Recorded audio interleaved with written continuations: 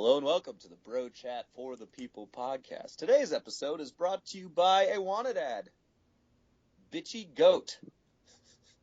My bitchy La Mancha, Lulu, passed away suddenly last week, and we are all devastated by the loss. We called her the pit bull of goats because she was one tough bitch. Most people hated her, but the herd respected her. My herd is mostly Shannon's, and they followed her lead. They are lost without their leader. Do you have a total bitch goat that butts heads and kicks and steps in the milk? Do you have one that jumps up and down when you milk her and you hate her and you want to get rid of her, but you know no one else would take her because she's such a bitch? Well, I want her and will love her more than you can.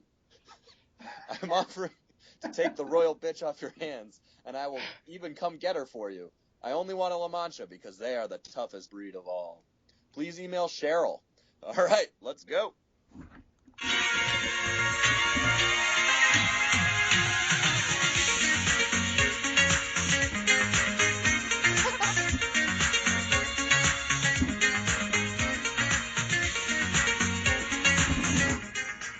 Good evening, ladies and gentlemen. Broadcasting live from the...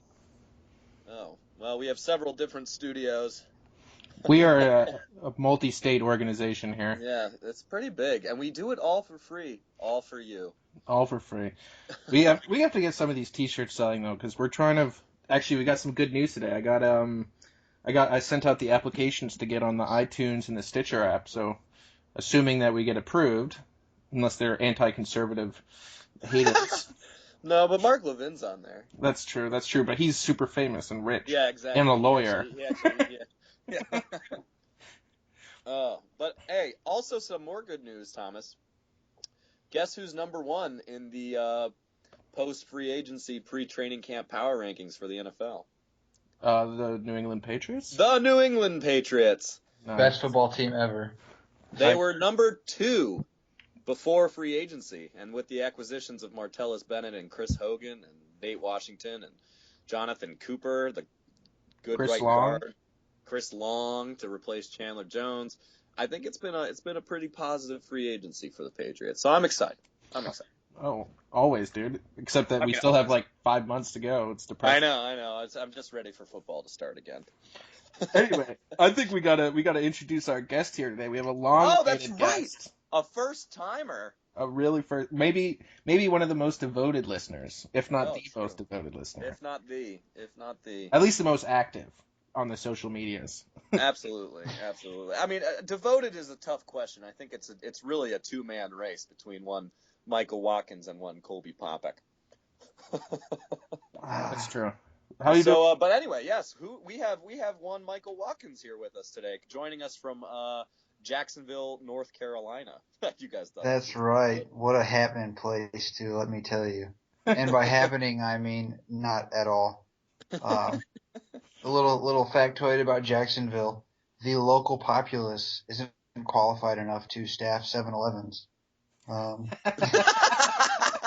True story. That's not a lie. That's so funny. Oh, God. Mike, you gotta... Shut up, go Danny. I'm going. You shut up. Shut your face.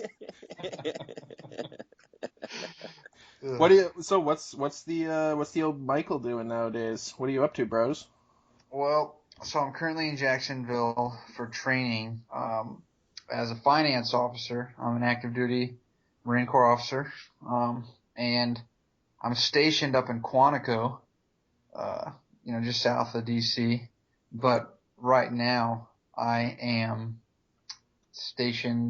I'm just down here in Jacksonville for up until the beginning of May. Just doing some training, and then at the beginning of May, I'll head back to Virginia and do a tour of duty that lasts until 2019 up there. So I'll be in the D.C. area for quite some time, and I like it up there. I got some family up there, and D.C., of course, is a happening place. Danny was up there, but he fled. So I couldn't handle the oversaturation of political ideals and false economies that just, oh man, they just wear you down. Oh, absolutely. Catherine made a comment when we first moved out there, that because it's so flippin' crowded, that the reason why politicians all think that there's overpopulation is because they're all in D.C., which is probably not far from the truth, because it is ridiculously crowded. It's incredibly isolated, and it's kind of a self-serving. Not kind of. It definitely is a self-serving, self-sustaining little area that's kind of a bubble. Even though for how large it is and how connected it all is, it's really quite extraordinary. Mm-hmm. And then the salaries too. Everyone there is just so wealthy. And they're all just out for themselves, looking out for their own interests. And I think that's kind of how DC is run. Indeed. I never liked the place. I prefer good old slow-paced Florida, Naples. Oh yeah, that's when I was down there with you, Thomas. You had nothing to do with it. Let's be honest. But the pace was something that I really thought was underrated and underappreciated about Naples. Yeah, that's true. But anyway, let's jump into some stuff, because we got to talk about some pretty heavy stuff with our military expert. Foreign policy expert. The foreign policy expert, yeah. My 10 months of experience. I'm a bona fide connoisseur. Wait a second. I have more military experience than Mikey. No, you don't. No, you don't. You're not even in the Department of Defense. You're not even in the military. You're in security there. Hey, all I know is we're one of the 5 military branches, so technically speaking. You and all your canoe brethren. Oh my gosh, I wish we had canoes. We don't have the budget for them. Nobody's got a budget anymore. All right. Well, what's going on? Well, I think we should talk about this, since it's not really being talked about at all. Like, apparently, we don't get. Facebook doesn't have Pakistani flags that you put over things. We already covered this. It's only only the white people. Yeah. I just want to like reiterate it for the people. You know what I mean? Yeah. I mean, in the Pakistan city of Lahore, I don't know. I don't speak Arabic. But besides the point, the Taliban targeted a bunch of Christians celebrating Easter in a playground and killed 69 people. Oh. Most of them were like 400 plus are wounded or something like that? I think it's 300, yeah. But okay. I'd read online that it was like dozens at least. And that was like a conservative estimate, were children too. Of the dead. The dead. Well, I was just reading, 69 confirmed dead right now, and maybe more. Other people are gravely wounded. And this is because the Taliban just still exists. Kill Christians. Yep. Yep, they still exist. And it just seems like the media and the U.S. government would have us believe that the Taliban and Al Qaeda were both totally eradicated. Yeah. Well, that's the liberal media for you, because apparently, well, this branch of the Taliban wants a stricter Sharia law in Pakistan. This isn't the first attack on Christians in this city in Pakistan. Since 2013, there's been over 150 Christians killed. Wow. In terrorist attacks. Like, they bombed a church once, and it was like 70 people killed then. And wow. I just gotta say, no one apparently cares. Or at least, it's I think there was some news about it when it first happened, but I mean, it's not even on Drudge anymore, which is pretty telling considering the stuff that you see on Drudge. Yeah. But I don't know. This is the kind of thing that makes me want to join the army and go fight them. Except I know that even if I joined the army, we wouldn't go fight them, so there would be no point. And you wouldn't be much help, Thomas. Hey, absolutely tell that to every single person that signed up in World War II. Oh, you won't be that much help. I'm kidding. Your vote doesn't count. One person can't change the world. Well, Tom, your vote doesn't count. F you. Look at Donald Trump. He's changing the world. No, I'm just kidding. Well, he's changed a lot, but he's making America great again. You're right. Sorry, I forgot. One red hat at a time. Make Donald Trump again. That's what I say. Goodness. But yeah, just speaking about Facebook and the social media and stuff. Everybody, people are ashamed to stand up for Christians. It's true. publicly. It's like it's insane. It's absolutely ridiculous. Yeah, I don't really know what more to say than that. It's just frustrating. I mean, there's been a lot of murdering of Christians recently in the Middle East in the last like year or two, and it was only in the last month that the U.S. government even allowed them, even you know, whatever it was, declared that they had refugee status. Like before then, there's just Christians in like those North African countries getting crucified constantly. Mm. And we just care about Donald Trump and sports. It's kind of sobering sometimes. Seriously though, it reminds like in a very real sense. Some people might think this is like a little out there, but in a very real sense, it kind of reminds me of the Hunger Games, where it's just like we're gonna distract you with like all this other stuff going on. Like not in the sense that like we're killing each other, but just like the sport, like bread and circus in Rome. Yeah. Just keep everybody distracted. Well, it's easier. Yeah. Bread and circus, man. It's been the way people keep power for thousands of years. And you'd think it'd be harder to like keep these things under wraps and like not care about them since the like invention of the internet and the television, like and just the widespread knowledge so quickly. But it does not help because people are just distracted by the TV and the internet instead. They're distracted and they don't care as much because there's so much else going on in their lives. And the war, as long as the war doesn't touch American soil, it doesn't affect us. Is the mindset really? Yeah, but I don't even think apparently hitting our soil doesn't matter either because remember the whole San Bernardino thing? No, I forgot about it. You did forget about it. Of course, I remember San Bernardino. Danny, 2 months you've given the Boston bombings. Were those guys ISIS or were they just like ISIS? They were, I don't know, they were Muslim extremists. They were over in like Yemen and stuff. They weren't connected. I don't know if they were connected to a group or anything, but they were extremists. They were radicalized while over in Yemen or something. I don't remember. So you have any like what is the average guy in the military think about? Well, not average guy. What does an officer in the military think about this kind of stuff? I mean, do you guys ever talk about stuff like this? Oh yeah, all the time. So now I'm just a desk jockey. I'm a finance marine. But from May to November, it was like exclusively infantry training up in the Quantico Highlands, as they call them. And a lot of the instructors there are all combat arms, like tankers, artillery, infantry.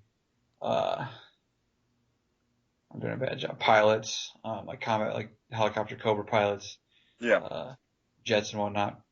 So you've got a huge, like wealth of experience up there, and I really enjoyed talking with the instructors. They're all captains, so they've got like 1 or 2 deployments under their belt to the Middle East, and the common, I guess the consensus was like there's not a lack of a desire to go shoot him. Like yeah, like let's go kill him. Like whatever. Like no one has any hesitations or reservations about that.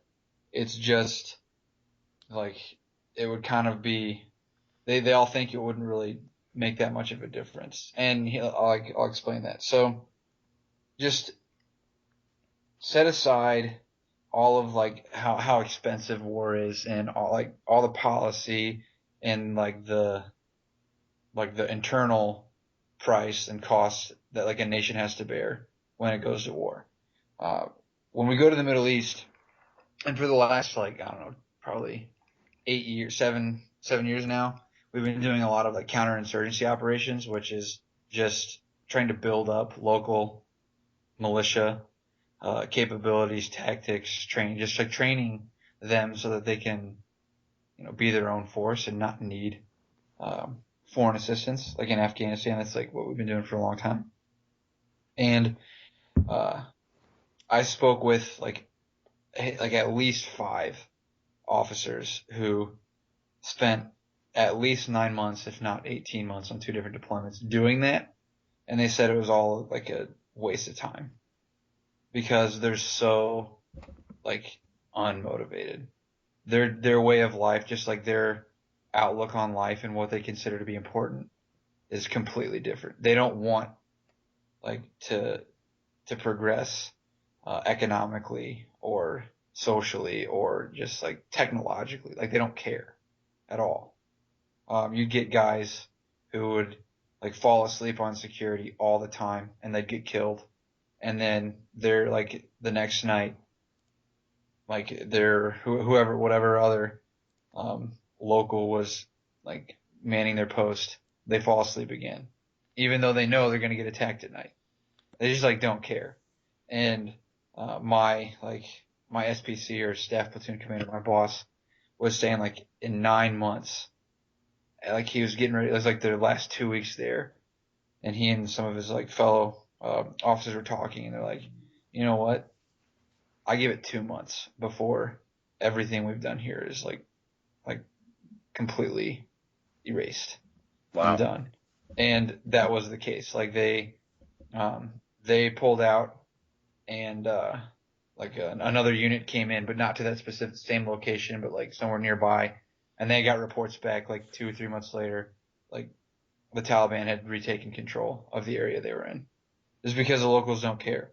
And like as much as I know people are frustrated with America's lack of action, I will say like President Obama is right when he says like it can't be just us.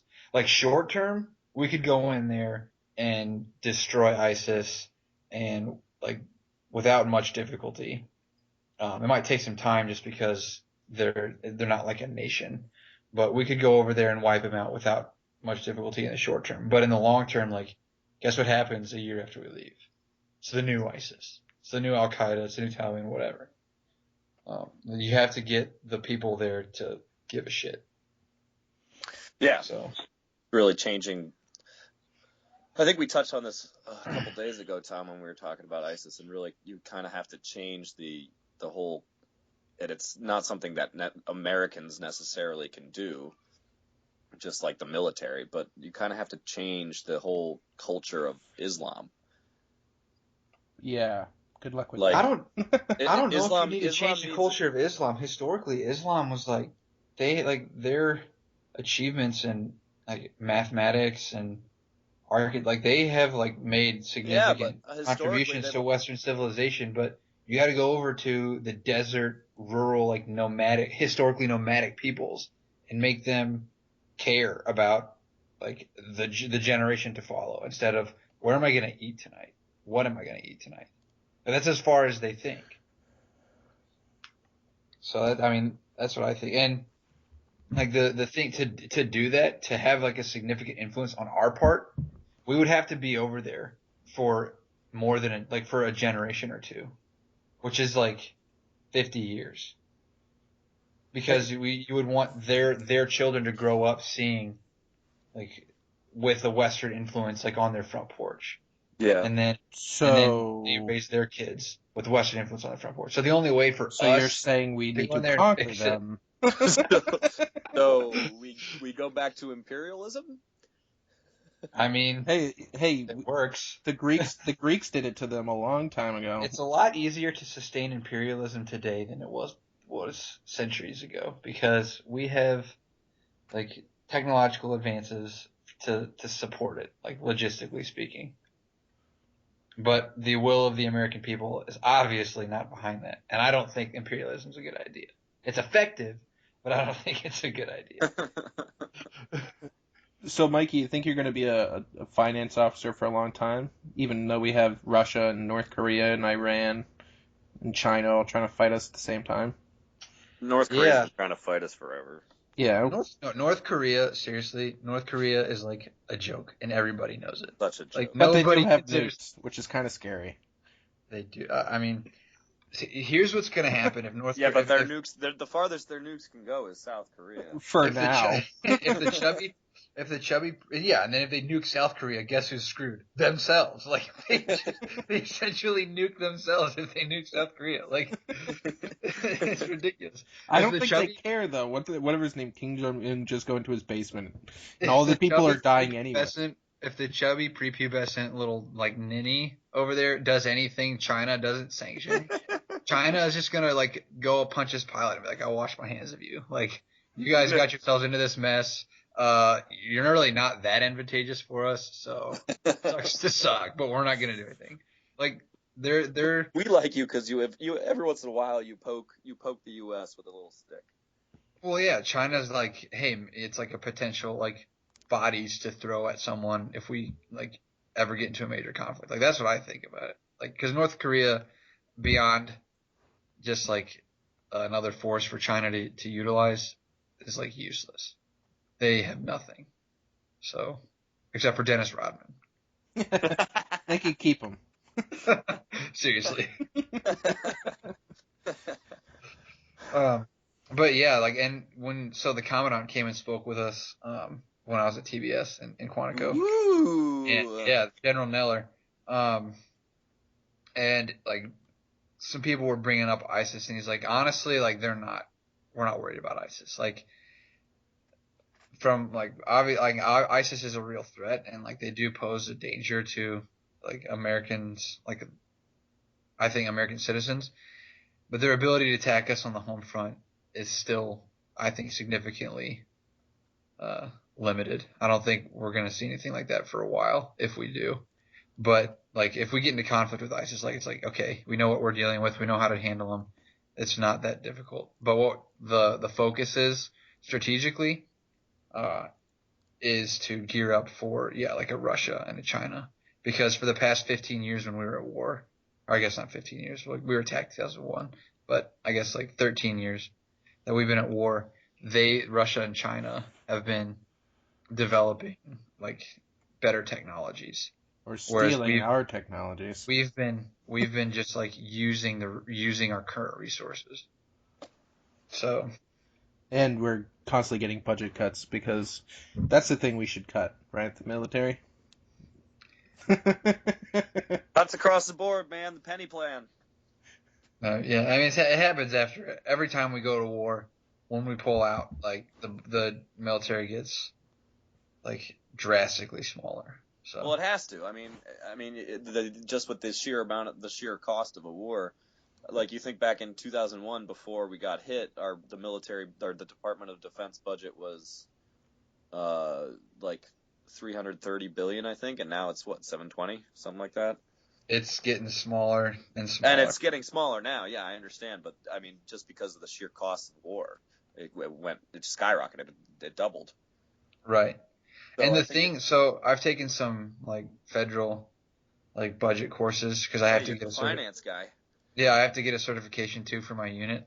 So I've gone into DC a couple times, and once I go back to Virginia, I'll continue because I have like 7 or 8 more classes for this. Anyway, they talk about it, and there's like the discretionary spending, which the military is, and then there's like the non-discretionary spending, the spending that by law has to happen. For those of you who've never heard of the terms, it's like Social Security, the debt, because the interest on the debt is the first thing that's paid with government money, and like that's just like this, like the dragon that nobody wants to touch because they're so because that's the one that's going to affect the economy. Well, yeah, like they cut Social Security, all these like old people are going to starve. It's like, no, that's a whole other topic. I hate Social Security. It's a whole other topic. Yeah, that's true. I think we should move on to something more light. What's it like being a Patriots fan now? It's pretty good. It's nice to have. I mean, like, I'll always love my greatest show on turf. For those of you who don't know, for those listeners out there, Michael was a St. Louis Rams fan.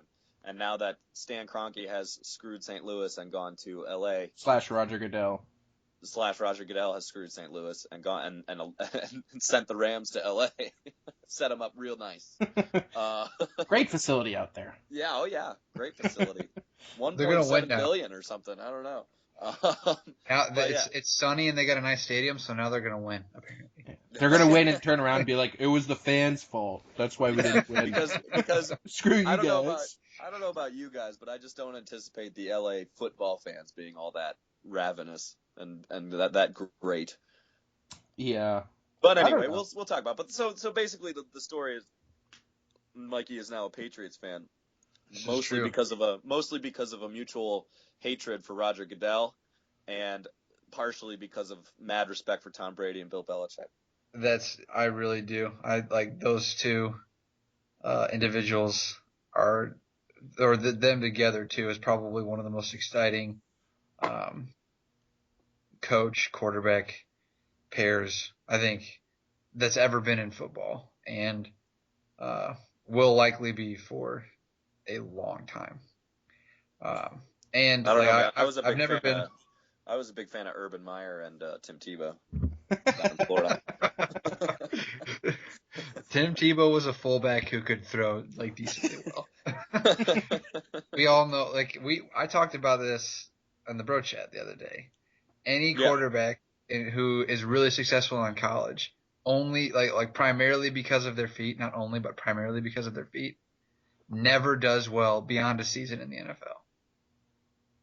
They never do well. Yeah, that's fair. I mean, you could have to be. We'll see if Robert Griffin III changes. Yeah, I mean, the only distinctions you could make. He hasn't. He's been in. How many years has RG3 been in? I know. I'm saying we'll see if he changes it, because he did 1 year. Though. He had one great year in Washington. He got him to the playoffs. His rookie season, of the year, and then he tore his ACL, and then he sat on the bench. Yeah, he's not going to do much. I mean, like he might. Like Michael Vick, like he's another example. Like Michael Vick, obviously he's a good athlete, but like how many Super Bowls does he have? 0. How many times has he been in a Super Bowl? 0. I think Michael Vick is the closest we'll ever see anybody who's successful primarily because of their feet come to like being like a great quarterback. Yeah, I mean the only thing is where do you draw the line of was it primarily because of their feet? Like was someone like Colin Kaepernick's successful? Or Russell Wilson. Russell Wilson or like Russell Wilson does have a gun. Russell Wilson has like he's a great arm and he's got a great leg. He doesn't need his feet. Like Russell, if you're a good enough quarterback not to need your feet to you're accurate enough and you can throw the ball and you make good enough decisions in the pocket. Can you win games in the pocket only? This year, I will say that for Russell Wilson, that was, I think, a big development for him was his pocket presence this season, especially. Now, obviously, like in the clutch moments when you're against like great defenses, like extending the length of the play, and because like corners can only, if you're man coverage, you can only cover a guy so long. If the quarterback's running around in the backfield refusing to be sacked, but you can't. Nobody's done well, like in a career with that. They're like because the professional defense, like professional like NFL defenders are just too athletic. Like the defensive ends are insane. Like they're as fast as like they're all like some of them are as fast as your like average running back. Some are faster. Yeah. And like they're monsters. And corners, like they close windows so quickly and passing lanes so quickly. The Malcolm Butler special. If you can't do it from the pocket, like obviously having your feet helps. But if you can't get it done from the pocket alone, you're not going to get it done. And that's my 2 cents. Thanks, Tom Brady's been getting out of the pocket recently in the last couple of years. Oh man, he moves his feet so well while he's in the pocket. I saw that gazelle running down the field. Oh my gosh, dude, galloping. That's a good, more like trotting. It looks like a horse trotting. I think like kerplunking or thought hopping. He's got such long legs. It's more appropriate, but he just moves them so slowly. But I think we can all remember that Brian Urlacher juke, where he juked Brian Urlacher out of his pants. That was the greatest moment of all time. Brian Urlacher, most people don't know this, but when that happened, he was actually 63. He retired at 69. He was drafted by Don Shula in the 70s. He shaved his head because it made him look younger, like Vin Diesel.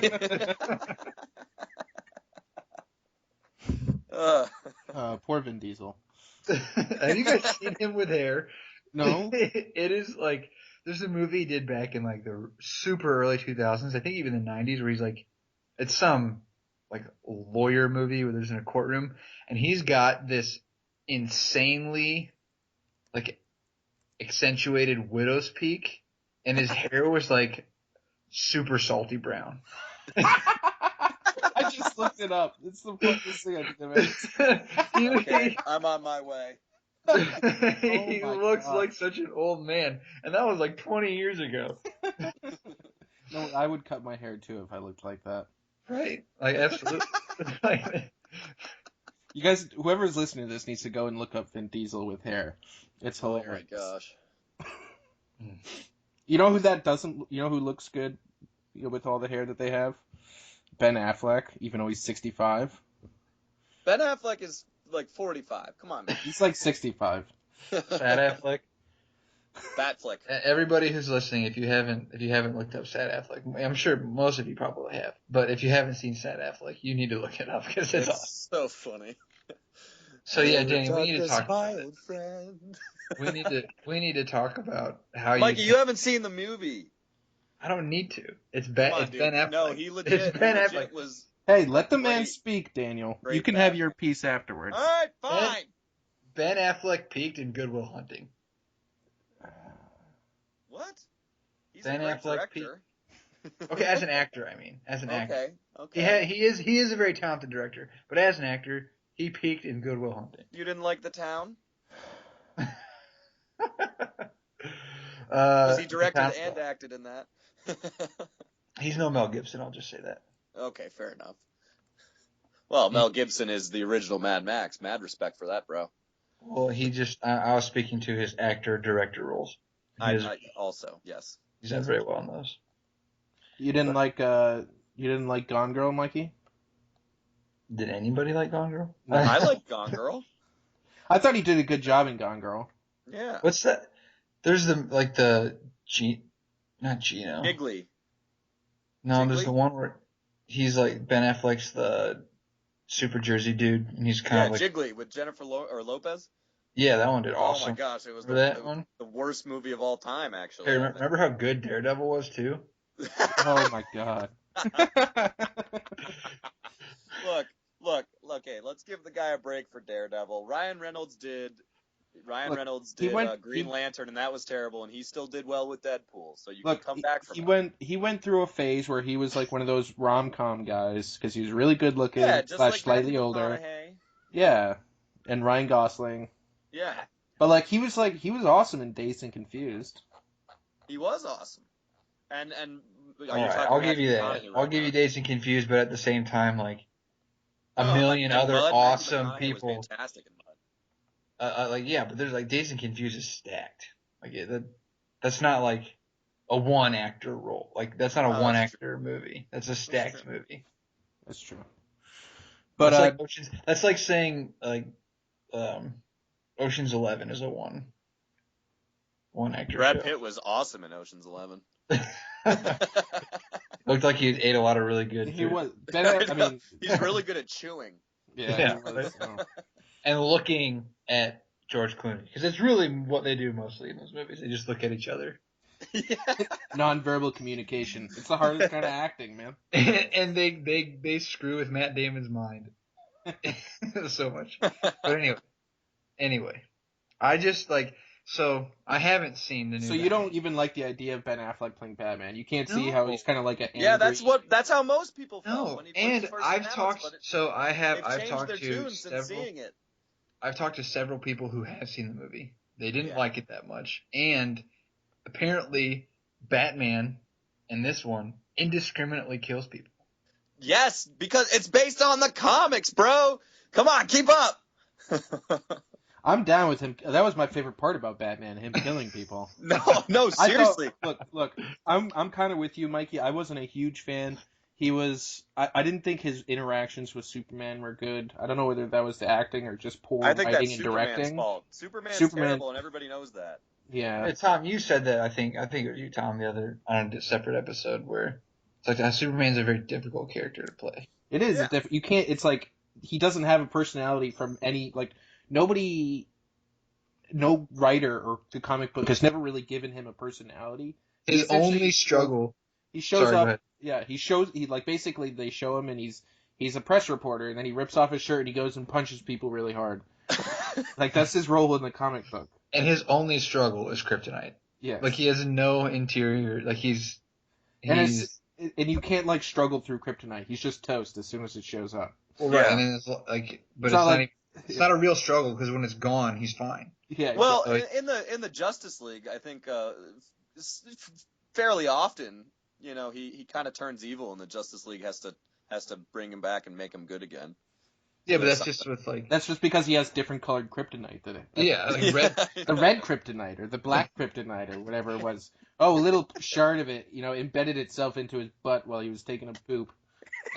He turned evil. Like Superman is only entertaining when he's in his adolescence and he's like struggling with who am I going to be. Are you talking about the show Smallville? No, just like the comic books, like all the movies, like that's the only good part of any Superman movie is when he's struggling with who am I choosing to be because I have these abilities. I can do anything I want. So who am I going to be? That's the only time it's interesting. And after that, it's like, okay, next show. Yeah. You're right. And part of what makes Batman so compelling is how conflicted he is as a man. Yeah. And it really, I truly believe it really shines through in this movie. Because he's been Batman. This is a point where it's the Batman character in this movie is based off of Frank Miller's Batman in Dark Knight Returns. And basically he's an older Batman. He's like 45. He's been doing this for 20 to 25 years. He's really kind of jaded. He's very cynical now because he hasn't been able to accomplish that much because, as he says, criminals are like weeds. You pull one, another pops up in its place. And so he's ISIS. He's kind of exactly. He's kind of cynical at this point, and so he's brutal almost. He's very brutal actually. And then also just the look of Batman in this movie was much more true to the comics, and I think that I appreciated that a lot. He's huge. He's like 6'4". They got the height right. He's chiseled jaw, and he's just absolutely massive. He actually works out. He's got a little gray hair right on the sideburns. He's got a little gray hair on the sideburns. In case the public doesn't know, Danny actually would go gay for Ben Affleck. Hey, man, he wrote Good Will Hunting, and that's one of my favorite movies of all time, so I appreciate that. Mine too. I really enjoy that movie.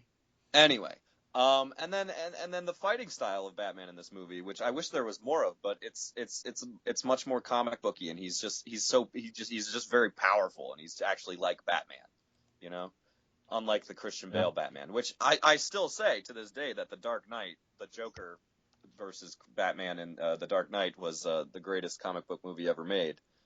But easily, I think that's a pretty easy statement to make. Easily, but I'm not ready to say that Ben Affleck's Batman is just straight up better than Christian Bale's because I don't think it is necessarily. But I think Ben Affleck surprised a lot of people. He surprised me, and I did enjoy this Batman quite a bit. I didn't necessarily enjoy the movie as a whole with all the other characters, but Batman was a highlight for me.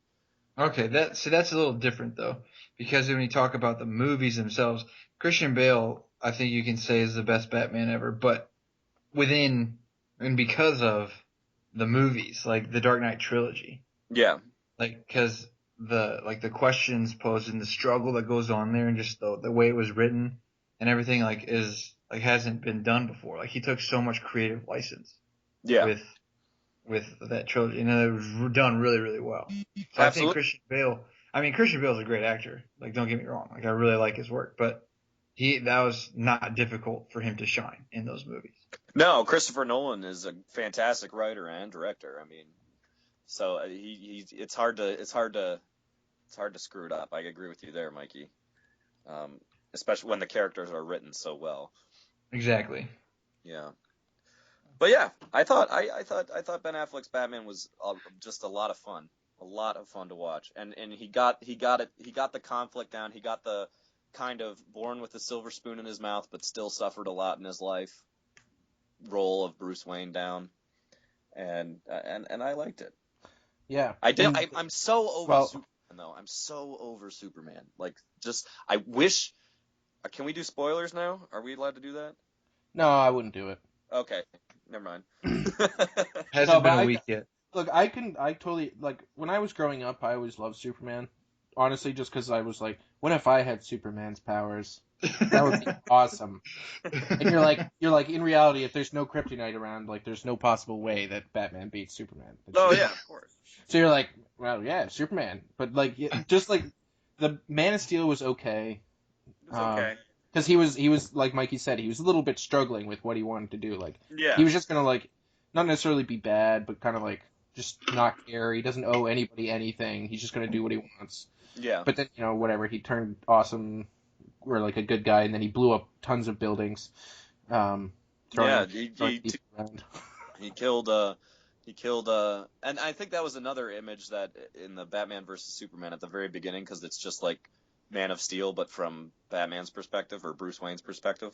Yeah. The opening scene of that, and it kind of brought back memories and images of 9/11 almost, and That's so that true. like that's how you're supposed to feel, and like that's how Batman feels at that moment. And as far as Batman's concerned, this is Superman's fault, just like as far as we were concerned, this was Osama bin Laden's fault. You know what I'm saying?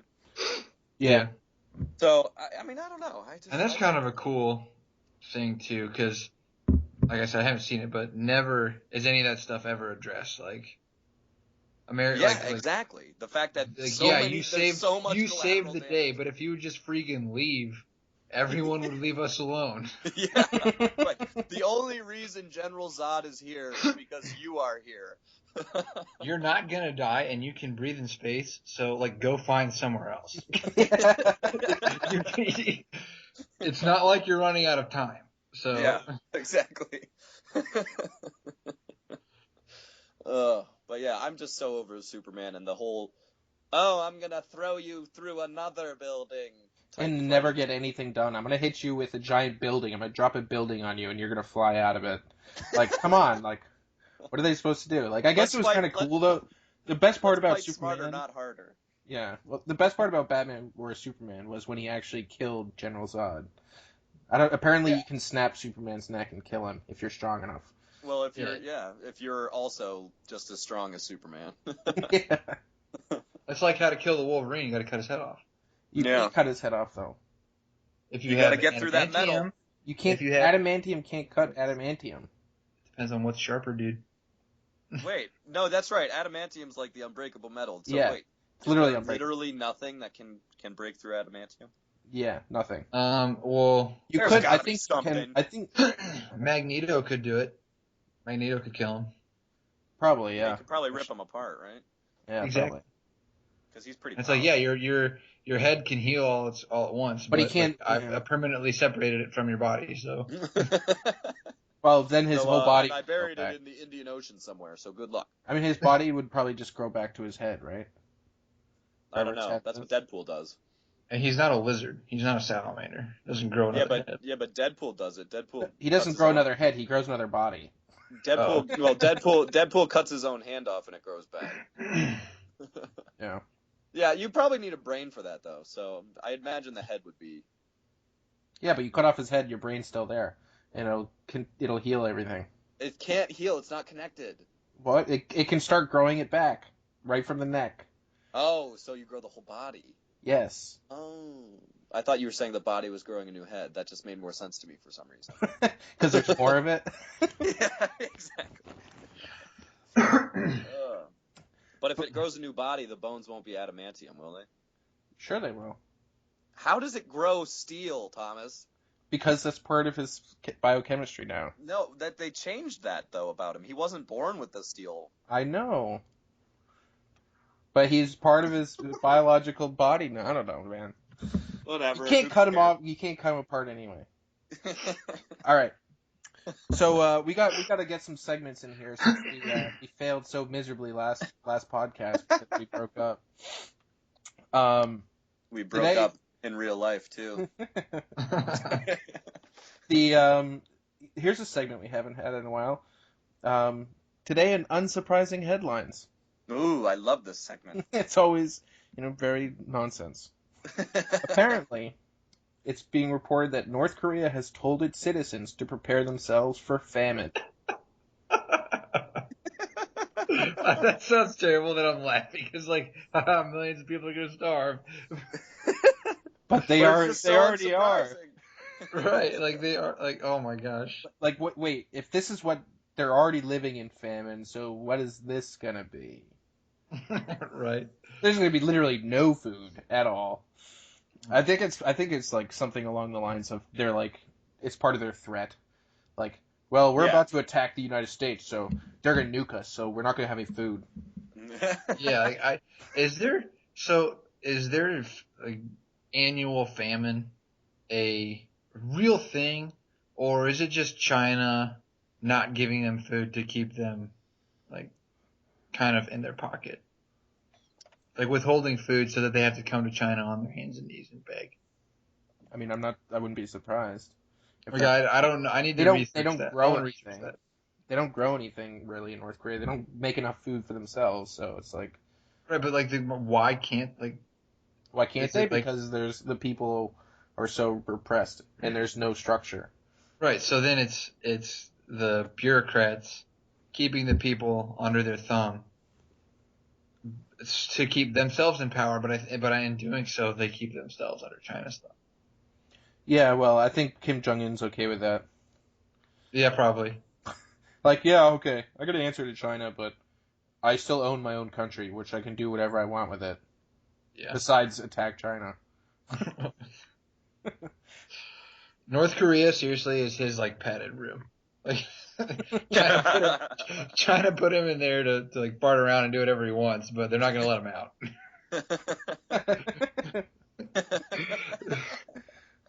Like he thinks that they're doing nuclear testing, but they're not. They're just fireworks. He thinks he runs a country, but he doesn't. I wouldn't be surprised if all the generals and military leaders were actually the ones pulling the strings. Mm. Well, yeah, I mean, the kid's what, like maybe, what's his name, Kim Jong-il, the old guy, maybe, like, had some power, right? Because he was, like, in power when they got nukes and everything like that.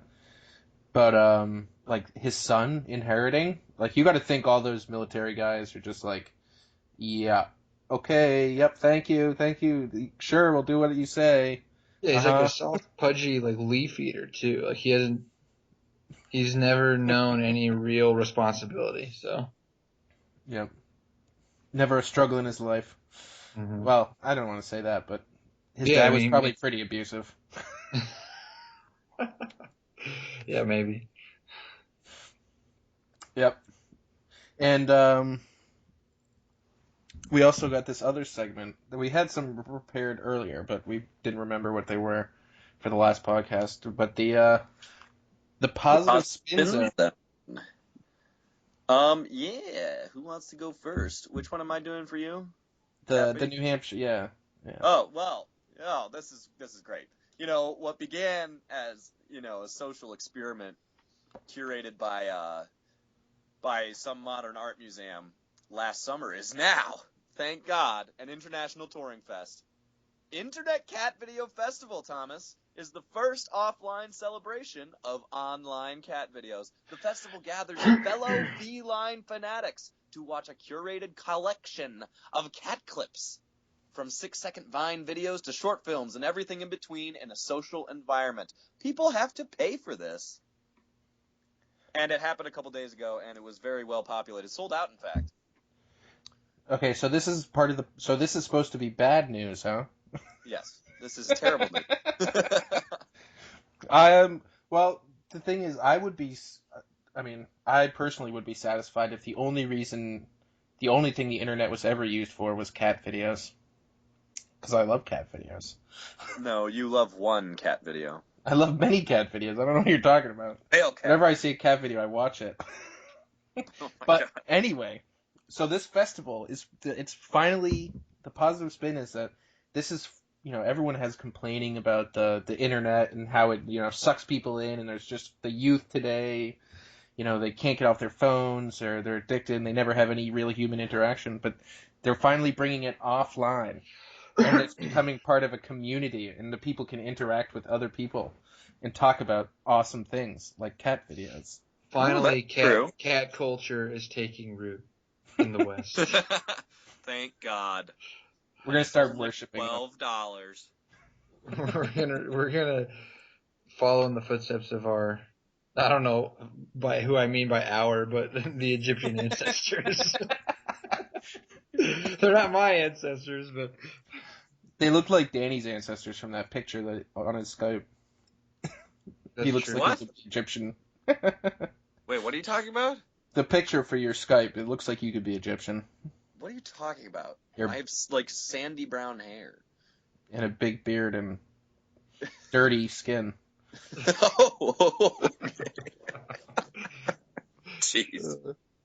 Anyway, Tom, what you got for me?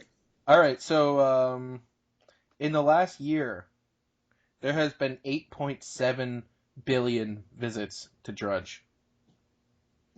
Good for that guy, dude. I mean, this is just some nobody from Tacoma Park, Maryland, who's now like almost 50 years old. Thank God, like he actually found something to do with his life. He lives in Florida. Of Yeah, course. but I'm just That's saying. where all the bad news comes from. Oh, I know, it's great. And also, up until July or June, whenever Donald ran, Drudge was a respected news site that I would go to often, get my daily dose of news. I mean, you always knew when you were going to Drudge, even before he started blatantly supporting Trump, that he was a little off his rocker. Oh yeah, that was to be expected. Just like with the funny pictures he puts up, whenever he puts up a picture of, Hillary, she looks like she's like trying to eat a Big Mac that's not there or something. So, but yeah, I don't think this is really bad news either. It shows people are actually going online and trying to find news of some kind. I think that's a good sign. Doesn't this count as like typically when you go on Drudge though, how many of them do you even click on? You just kind of like breeze over the titles, whatever. I breeze over the titles. I'll click on a couple. If something really grabs your eye, the ones that really grab me. Is that how you want people to read the internet? I'm read just saying news? it's a start. It's a start because most people don't look at the news at all. All right, well that's fair, I suppose. I do have a very interesting piece of news, and for us, Thomas, because we talked about this a lot earlier on when this first came up. The FBI broke into San Bernardino gunman's iPhone without Apple's help, ending the court case. Good. Yeah, I don't know. Yeah, it's good, I guess, but like. So this was just a giant ploy to try to get into power grab. We all know it was a giant power grab, but I'm just wondering how they got in. They're the federal government. They have a lot of resources. Yeah, but Apple said that even they couldn't. Well, of course, Apple obviously they like, can. Oh, look, we can't break into our own phones. Look how great our security is. And then they're like, I never believed that for a second. Of course, they know how to break into their own phone. Like, you literally built it. Yeah, that's fine. I guess classic. Like, I built the impenetrable prison. I'm the only one who can break into it or help someone escape. I think that whole case was the federal government trying to buy time, and if once access was gained, if Apple had consented, they could say, "Oh, it's not our problem. Apple said we could." Yeah. Because now to me it's not really positive news. It's I guess it's this pot is business. It's bad news, but the government, more Big Brother. Yeah. I mean, that's what we were saying, that that was basically what this was the entire time, was just a power grab for the government to get access to. And just like Obama said, he wants access to all of your mobile device data, ... for terrorist, for national security reasons and ... tax purposes. Enforcement of tax laws. Throw a tax clause in there just because. Oh, this guy. Well, we think you might have connections to a terrorist organization, so we're just going to go through all your. Oh wow, look, you owe $10,000 in back taxes. Imagine that. Oh well, we're going to need that. You're not a terrorist, but we're going to need that money. Oh, looks like you've been playing a little online gambling on your phone. Yeah, I need that money exactly. from you. Oh wow, looks like you won a solid $44 from DraftKings. You gotta please put that on your tax return. Yeah, those are winnings too, so the tax rate on that would be really high. Yeah, exactly. Oh man. Yep. All right. Well, All this is right. fun. That's Yeah, fun. I think we're at about 50 minutes right now, something like that. So we Think gotta so? we Oh, gotta gee. wrap it up. Yeah. Yeah. Well, thank you very much, Michael, the foreign policy expert, for coming on and giving your news. Oh, I'm always happy. Your opinion was very appreciated on the opinions and the outlook of the military towards the Middle East. Well, I appreciate you guys having me on. I tell you what, it's an honor to join the ranks. Get to join the ranks of the Nate Rogers. I don't know, like half the DeMasi family. Colby Popick, just to name a few. Alex Pence, Tommy. Yep. You're Marie Miller. Marie Miller. There you go. Yeah.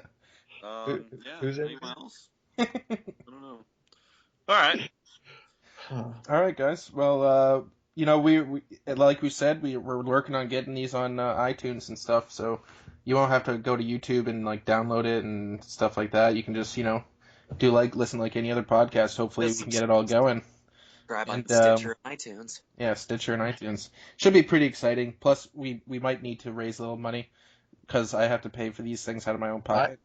I want to buy a Brochat for the People T-shirt. That's good news. I would buy one. I'm on it. I'm on it tonight. You guys need to Maybe we can do that afterwards, Danny. Yeah, have some initiative and follow through. I know you guys have worked really hard. You talk about stuff you already talked about. Yeah, it's true. Hey man, we put hours every day into this. I'm not saying how many hours. Hey, I spent like 3 hours this afternoon trying to figure out the stupid Apple getting it on iTunes thing. It was such a pain in the ass. But I'm sure that was. Anyway, all right, guys. Thanks for listening. We'll see you on Friday. Is that We love you, Colby. Keep listening. Yeah, tomorrow's Wednesday. So yeah. Tomorrow, this is Wednesday's podcast. So, yeah, we'll see you Friday morning. All right. We love you, Colby. We love you, Colby. Keep listening to us, Colby. We enjoy making your work, school, or baby day that much more pleasurable. All right. I like that one. Peace, guys. Peace.